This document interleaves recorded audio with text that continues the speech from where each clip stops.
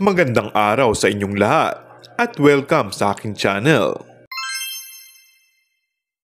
Sa pagiging punong abala niya sa pag-acting, pagsusulat, at pagdidirect ng top rating show na FPJ's Batang Quiapo, gagawa ng isang limited series ang primetime king na si Coco Martin, kasamang komedyante at host na si Bong Navarro. Sa ulat ng ABS-CBN News, sinabi ni Coco na ikakasanay niya ang paggawa ng isang limited series sa unang pagkakataon sa kanyang career.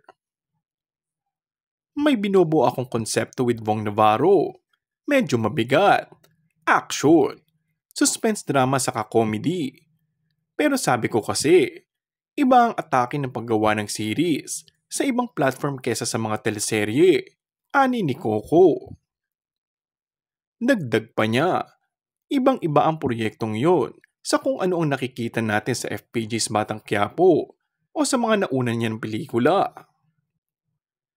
Sinabi pa niya na marami siyang baong sorpresa pagbuo ng cast at may plot twist sa kanilang pagsasama ni Bong dahil iba ang magiging karakter ng It's Showtime host doon.